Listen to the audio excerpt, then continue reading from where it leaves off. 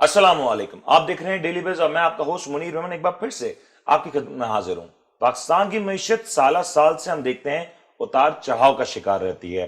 جب سے ہم نے ہوش سنبھالا یا جب سے پاکستان کی معیشت کو دیکھنا سیکھا، تب سے ایک بات یقینی ہے کہ پاکستان کی معیشت کبھی بھی مستحکم نہیں رہی۔ 2000 سے بات کریں تو سن 2000 میں جو بڑی تبدیلی آئی 1999 کے بعد، اس میں ہم نے دیکھا کہ پاکستان کی معیشت کچھ عرصہ سٹیبل ضرور رہی، لیکن اس میں بھی اتار چڑھاؤ آتے رہے۔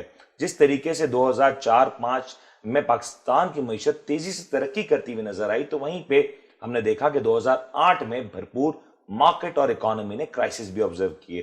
یہ سلسلہ یہاں نہیں تھمتا، کیونکہ جس طریقے سے اگر ہم نظر ڈالیں تو اوورآل فگرز دیکھے جا سکتے ہیں کہ ہر کچھ عرصے بعد جب یہاں امید ہو چلتی ہے کہ پاکستان کی معیشت، پاکستان کی سٹاک مارکیٹس اب آگے کی طرف بڑھنے لگی ہیں، اب اس میں سٹیبلٹی آ چکی ہے، اب یہ جو نمبرز ہیں وہ پازیٹیو ہو چکے ہیں، تو وہیں پہ کچھ ہی عرصے کے بعد یہ جو نمبرز ہیں پازیٹیو سے نیگیٹو ہونے شروع ہو جاتے ہیں۔ کچھ ہی عرصے بعد جو گروتھ کا جو گراف ہے وہ سڈنلی نوز ڈائیو پہ آ جاتا ہے، اور اس کی مثال ہم نے 2017-18 کے بعد دیکھی۔ ہم نے دیکھا کہ کس طریقے سے پچھلے ادوار میں گورنمنٹ نے کس طریقے سے پرفارم کیا، لونز لے کے یا امپورٹ کے بلز بڑھا کے معیشت کو سٹرونگ کیا، لیکن وہیں پہ جو پاکستان کے ایکسپورٹس کے نمبر تھے وہ اتنے سٹرونگ نہیں تھے۔ یہی وجہ بنی کہ پاکستان کی معیشت زیادہ عرصہ سسٹین نہیں کر سکی، اور جس طریقے سے روپے کی قدر میں کمی ہوئی، یہ واضح سائن تھا کہ پاکستان کی معیشت پھر مشکل حالات سے گزرنے جا رہی ہے۔ اسی ٹاپک پہ بات کرنے کے لیے آج ہمارے ساتھ موجود ہیں ماہر معیشت سلمان نقوی صاحب، جن کا تعلق آبا علی حبیب سیکیورٹی سے۔ سلمان صاحب، welcome to the show. Thank you very مچ۔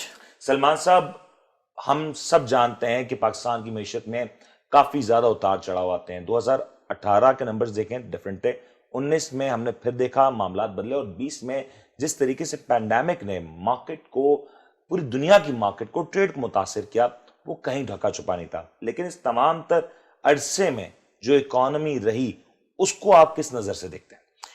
بسم اللہ الرحمن الرحیم۔ دیکھیں، اس کو میں سٹارٹ اس طرح سے لینا چاہوں گا کہ بیفور کووڈ-19 کیا تھی معیشت اور اس کے بعد کیا حالات چلے، وہاں سے میں پک کرتا ہوں۔ اور جیسا کہ آپ نے انٹرو میں بتا دیا ہے کہ ہماری معیشت کی فلکچویشنز ہوتی رہی، اس کے بہت سارے مختلف ریزنز ہیں، بہت ساری وجوہات ہیں جو ہے انشاءاللہ ڈسکس کر سکتے ہیں، کریں گے۔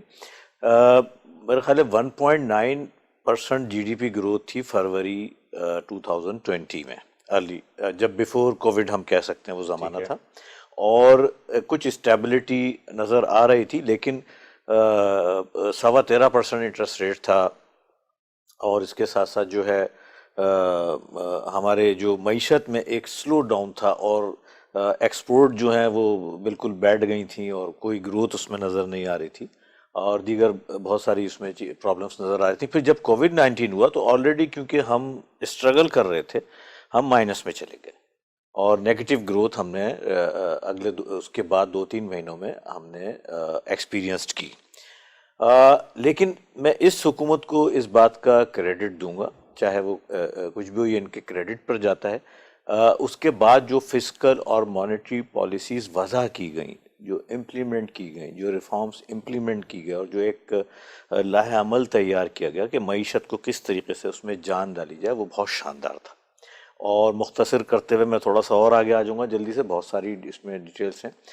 مختلف پیکیجز دیے گئے، مختلف فیسلٹیز دی گئیں، انویسٹرز کو دی گئیں، انڈسٹریز کو دی گئیں، اور بالآخر اور پھر اس کے بعد کامیاب مذاکرات کرے گئے ڈونر سے، جنہوں نے ہماری ڈیٹس کو 1 سال، 1.5 سال اور آگے کی طرف جو ہے ہمیں ریلیف دے دیا، اور دوسری کنسیشنز بھی دی، اور نہ صرف کنسیشنز دی بلکہ مدد بھی کی۔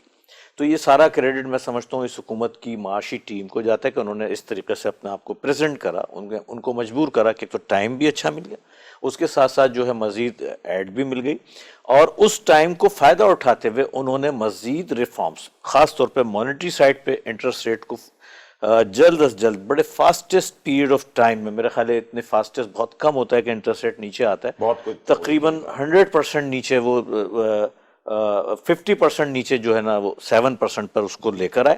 اس کے بعد مختلف فسکل میجرمنٹس لیے، مختلف پالیسیز امپلیمنٹ کریں، مختلف ریفارمس امپلیمنٹ کرے، مختلف پیکیجز جس کی بڑی طویل وہ ہے، جیسے اگر آپ پوچھیں گے میں بتاتا رہوں گا. اور الحمدللہ اب اس کا رزلٹ ہم اس طرح سے دیکھ رہے ہیں، ہمارے میکرو اکنامکس انڈیکیٹرز کافی پازیٹیو ہیں، کافی حد تک پازیٹیو ہیں. کیپٹل مارکیٹ بڑا اچھا پرفارم کر رہی ہے، ہماری کرنسی اسٹیبل ہے، ہمارے ریزرو اسٹیبل ہیں، ہماری ایکسپورٹس میں گروتھ آئی ہے اور لگ رہی ہے مزید گروتھ آتی ہوئی. ہماری ایل ایس ایم گروتھ جو نومبر تک کے فگرز ہیں وہ بہت شاندار رہے ہیں، اور میں سمجھتا ہوں کہ یہ بڑی اچھی کامیابی حاصل کی. پھر جو موڈیز نے، جو ہماری کریڈٹ ریٹنگ ایجنسی ہے، اس نے ہماری فورکاسٹ اس سال کی 2021 کی 1.5% کی ہے اور 4.4% کی ہے 2022 کی، جبکہ میجورٹی آف دی ملک جو کنٹریز ہیں دنیا کے، ان کی فورکاسٹ ان کو ابھی بھی نیگیٹو ہے. بالکل صحیح. تو we are in the few countries جو موڈیز نے جن کے لیے پازیٹیو گروتھ کی فورکاسٹ کی. یہ اس بات کی عکاسی ہے کہ ہماری معیشت ایک اسٹیبلٹی کی طرف آئی ہے.